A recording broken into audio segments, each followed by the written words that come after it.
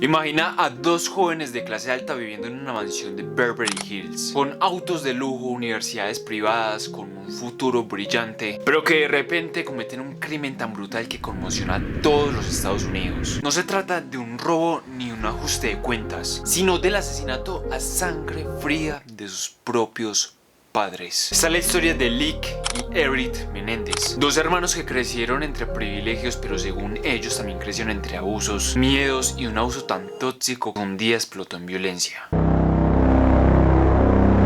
A los ojos del mundo, los Menéndez eran algo que muchos soñarían ser. Una familia rica e influyente, algo que fácilmente podría ser sacado de una película. José Menéndez, un inmigrante cubano que llegó a Estados Unidos con casi nada, había logrado escalar hasta la cima de la industria del entretenimiento, trabajando para gigantes como RCA o Light Entertainment, RCA para los menos bilingües.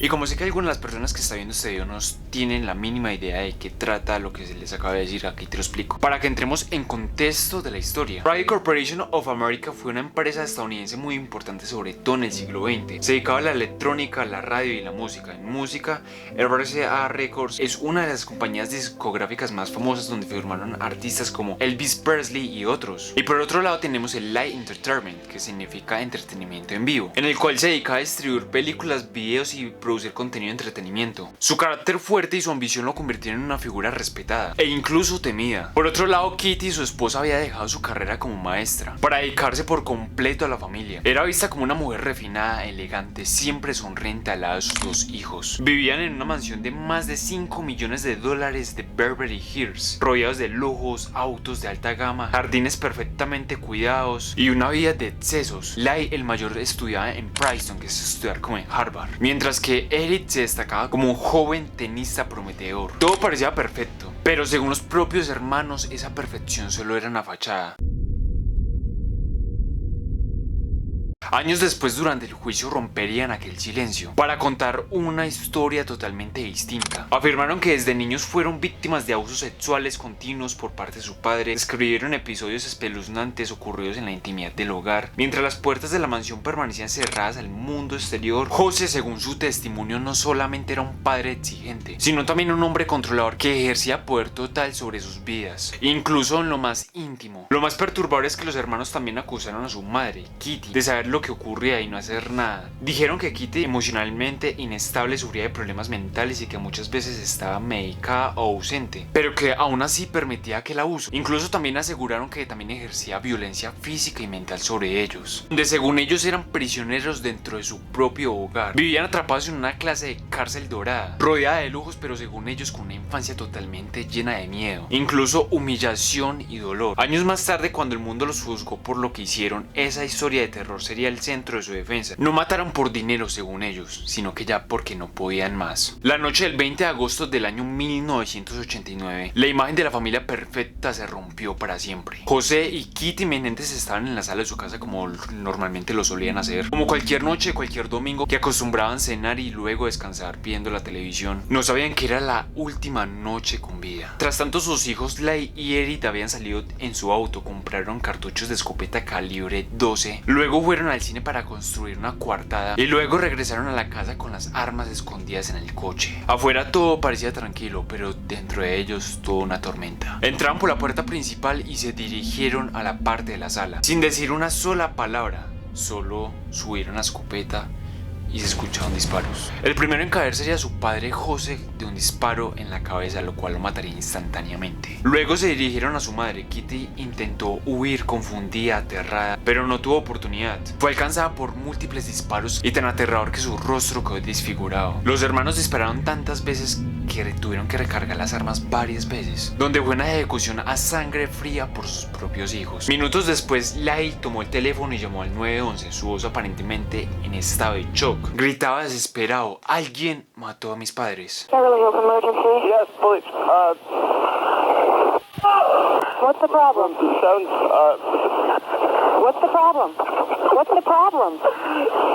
Someone killed my parents. Cuando llegó la policía los encontró llorando, abrazados, deshechos por el dolor, o al menos eso parecía. En ese momento, absolutamente nadie los miraría con sospecha. Eran dos jóvenes que acaban de perder a sus padres en un brutal asesinato. Nadie imaginaba lo que en realidad había pasado en esa sala. Durante semanas estos dos seguirían con su papel de hijos desconsolados. Asistían a los homenajes, lloraban enfrente de las cámaras y hablaban de cuánto extrañaban a sus padres. Pero algo empezó a hacer ruido y no fue precisamente por lo que decían, sino por lo que hacían. Ya que en vez de guardar luto comenzaron a vivir como si fueran realmente millonarios. Y pues realmente lo eran. Pero si acaban de asesinar a tus padres, tú no vas a reaccionar exactamente gastando su dinero, sino guardando el luto. Ya que compraron relojes Rolex, coches de lujo, ropa de diseñador. Por los lados de Eric contrató un entrenador de tenis profesional y comenzó a viajar por todo el país en primera clase. Y por los lados de Lai gastaba miles de dólares en diferentes restaurantes. Hasta abrió su propio restaurante en Nueva Jersey. Y en menos de 6 meses habían gastado más de $1 millón.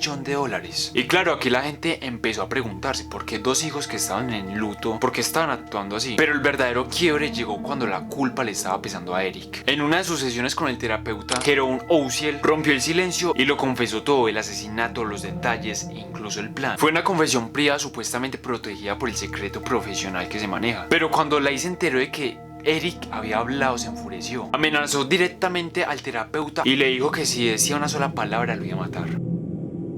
Asustado, Ousiel hizo lo único que creyó correcto: fue a la policía con una grabación. En esa cinta, Eric admite con claridad haber participado en los asesinatos de sus padres. Esa grabación se convertiría en la pieza clave del caso. Los arrestos no se hicieron esperar. Los Menéndez habían pasado de ser víctimas indirectas a ser los principales sospechosos de la muerte de sus padres. Y con eso se desató una tormenta mediática. La opinión pública se dividió de inmediato. Realmente eran unos asesinos fríos y calculadores, o hijos rotos que habían pasado años de abusos de sus padres. El juicio de los hermanos Menéndez se convirtió en un espectáculo nacional, ya que inclusive se pasó de forma en vivo, seguido por millones de personas como si se tratara de una serie de crimen real, pero en tiempo real. La defensa presentó un argumento que dividió a todos los Estados Unidos. Lai y Eric no eran simplemente asesinos, eran víctimas de años de abusos sexuales, físicos, emocionales por parte de su padre José Menéndez. Decían que vivieron una infancia marcada por miedos y que esa noche no fue un acto de codicia, sino de desesperación, donde ambos hermanos ofrecieron testimonios gráficos, cargados de dolor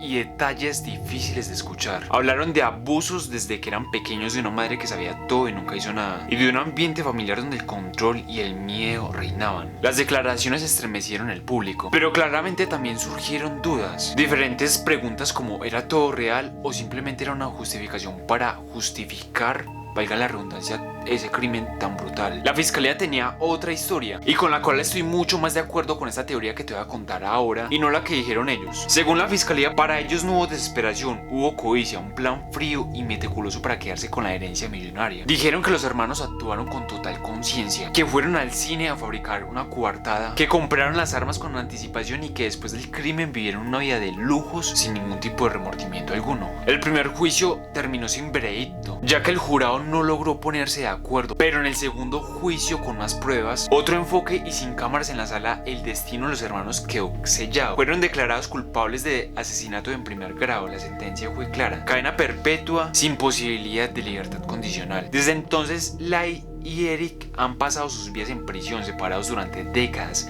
sin más escenarios que el recuerdo de una noche que cambió sus vidas para siempre. Después de ser condenados, los hermanos estuvieron en prisiones diferentes durante años, cada uno enfrentando la realidad de su condena a cadena perpetua. Durante esos años sus vidas tomaron giros inesperados. En 2018, después de más de 20 años de estar separados, finalmente fueron reunidos en la misma prisión en California, aunque ya nada sería como antes. Ambos sorprendentemente encontraron algo de normalidad en sus vidas dentro de los muros de la cárcel. Se casaron mientras cumplían su condena, buscaban una forma de encontrar algo de esperanza en medio de su tiempo tras las rejas. A pesar de estar encarcelados, los hermanos lograron algo que parecía inesperado: una especie de redención en el ojo público. En los últimos años, los Menéndez han ganado una base de seguidores en redes sociales, especialmente en plataformas como TikTok, donde se ha generado una comunidad que simpatiza con ellos. Los movimientos a su favor han ido creciendo. Todo esto me acuerda a decirte que te suscribas. donde incluso han llegado a peticiones para que lleguen a un nuevo juicio o incluso su libertad, abriendo un segundo debate. ¿Realmente merecen una segunda oportunidad? Numerosos documentales sobre el caso y sus vidas dentro de prisión han sido producidos, reviviendo el caso y manteniendo su historia viva en la conciencia pública. Para muchos, los hermanos son víctimas de un sistema de justicia que no comprendió la complejidad de su situación, mientras que otros aún los ven como criminales que cometieron un acto irreversible. Y aquí es donde realmente llega la pregunta: